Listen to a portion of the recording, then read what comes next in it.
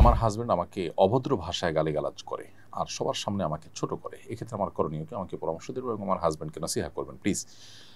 প্রথমত, গালি সর্বাবস্থায় খারাপ, সেটা ভদ্র ভাষায় অভদ্র ভাষা যেটাই বলুন না কেন, সর্বাবস্থায় খারাপ এবং নিষিদ্ধ এবং নাজায়েজ এবং হারাম। সিবাবুল মুমিনি ফুসুক, নবী সাল্লাল্লাহু আলাইহি ওয়াসাল্লাম বলেছেন কোনো ঈমানদারকে গালি দেওয়াটা গুনাহের কাজ।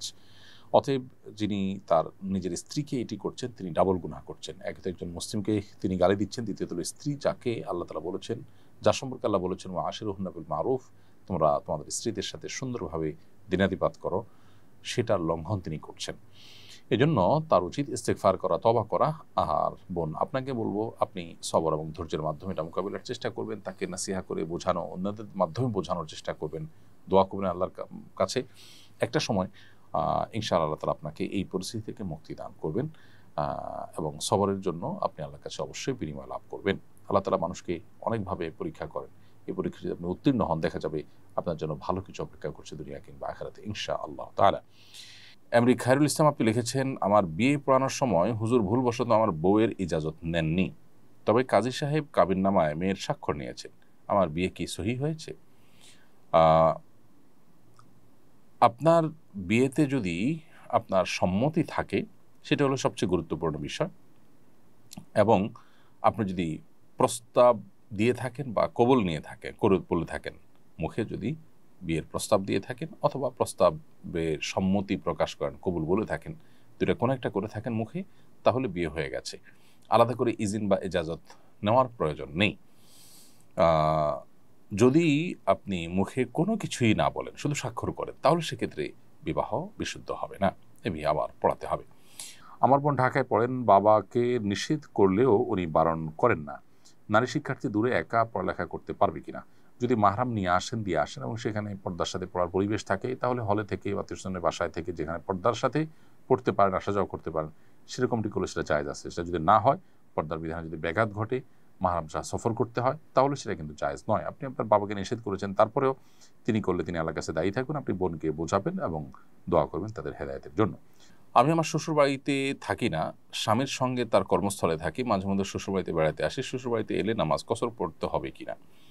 আপনার শ্বশুর বাড়ি এটি আপনার স্বামীর স্থায়ী ঠিকানা কিনা এটা দেখতে হবে। যদি তার স্থায়ী ঠিকানা সেটা হয়, সেখানে থাকার ব্যবস্থা থাকে, তাহলে সেক্ষেত্রে স্থায়ী ঠিকানাতে মানুষের কসর পড়তে হয়। স্বামীর কসর পড়বেন, আপনি স্বামীর অধীনস্থ হিসেবে আপনিও, স্থায়ী ঠিকানা পুরো নামাজ পড়তে হয়, সেই হিসাবে স্বামীতে পুরো নামাজ পড়বেন, মূলত তার অধীনস্থ হিসেবে আপনিও পুরো নামাজ পড়বেন। আর যদি এটা আপনাদের স্থায়ী ঠিকানা না হয়, বরং শহরে আপনাদের নিজস্ব ঠিকানা থাকে, সেটাই আপনাদের স্থায়ী ঠিকানা হয়ে থাকে, এখানে জাস্ট বেড়াতে আসছেন, তাহলে সেক্ষেত্রে স্বামীও কসর পড়বেন, আপনিও কসর পড়বেন।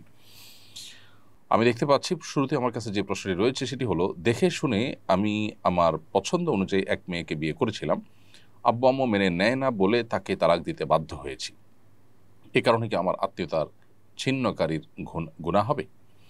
প্রথম কথা হলো যে, কোনো মেয়েকে বিয়ে করার পর পরিবারের লোকজন পছন্দ করছে না, তার উপর ভিত্তি করে তাকে তালাক দিতে হলো, এটা খুবই দুর্ভাগ্যজনক এবং অনভিপ্রেত, অপ্রত্যাশিত একটি বিষয়। বিবাহটা ছেলে খেলার বিষয় নয়। নিছক আবেগের বশে আপনি একজনকে বিবাহ করলেন, আপনার পরিবারের কনসার্ন, আপনাদের পরিবারের মতামত আপনি নিলেন না, এবং পরিবারের চাপ কতটা আসতে পারে, আসলে সেটা আপনি সামলানোর কতটা ক্ষমতা আছে বা তাদেরকে কতটা কনভিন্স করার মতো সুযোগ আপনার হাতে আছে, সে বিষয়গুলোকে বিবেচনায় না রেখে নিছক আবেগের বশে একটা মেয়েকে বিয়ে করার পর যখন আপনি তাকে তালাক দিতে হলো আপনার বাবা মার কথায় বা পরিবারের লোকদের কথায়, তখন সে মেয়েটার উপর এটা কত বড় জুলুম হয় এবং তার উপর কত বড় অবিচার হয় সেটা বলার অপেক্ষা রাখে না। বিধায় এই বিষয়টা অত্যন্ত সেন্সিটিভ এবং অত্যন্ত স্পর্শকাতর, মানুষের অধিকারের ব্যাপার, মানুষের হকের ব্যাপার, একটা মানুষকে ক্ষতিগ্রস্ত করার মতো ইস্যু, এরকম অপরাধ, এরকম গুনাহ ইসলামের দৃষ্টিতে আরেকটা হতে পারে না। এজন্য এই বিষয়গুলোতে আমাদের আরও সিনসিয়ার হতে হবে। বাবা মা যদি কোনো যৌক্তিক কারণে আপনাকে তালাক দিতে বলেন, যেখানে দেখা গেছে যে আপনি হয়তো খুবই দিন বিমুখ একটা মেয়ে বিয়ে করেছেন, যার ফলে আপনার ভবিষ্যৎ প্রজন্মের ভবিষ্যৎ অন্ধকারের মধ্যে পড়তে পারে, সেরকম যৌক্তিক কোনো গ্রাউন্ড থেকে তারা যদি আপনাকে তালাক দেওয়ার নির্দেশনা দেন এবং সেটার কারণে আপনি তালাক দিতে হয়, সেটা ভিন্ন কথা। আর তা না হলে নিছক আপনার ঠুনকো অজুহাতের ভিত্তিতে বা তাদের অমতে কেন করেছেন সেজন্য, অথবা অন্য কোনো আপনার ঠুনকো অজুহাতের কারণে যদি আপনি তাকে তালাক দেন, তাহলে সেটা হবে অন্যায়। সেটা আরেকটা গুরুত্বপূর্ণ বিষয়। যৌক্তিক কারণে দিলে তো ঠিক আছে। এর পাশাপাশি আত্মীয়তার ছিন্ন করার যে বিষয়টা আপনার মূল প্রশ্ন, সেটি অবশ্য এখানে কার্যকর হবে না। কারণ রক্ত সম্পর্কীয় আত্মীয় যারা আছেন তাদের সাথে সম্পর্ক ছিন্ন করার ব্যাপারে শরীয়ত আমাদেরকে গুরুত্ব আরোপ করেছে এবং সেখানে সম্পর্ক ছিন্ন করাটা হারাম।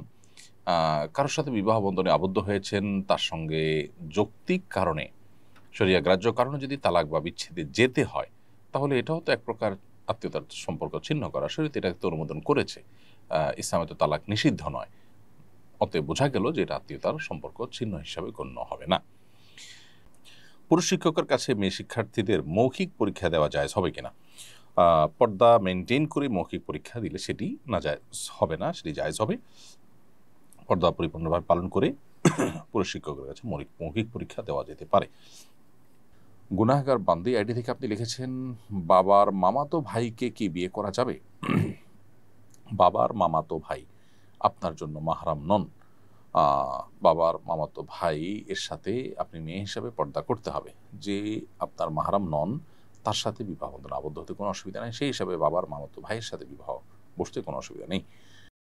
আস-সুন্নাহ ফাউন্ডেশন, উম্মার স্বার্থে সুন্নাহর সাথে।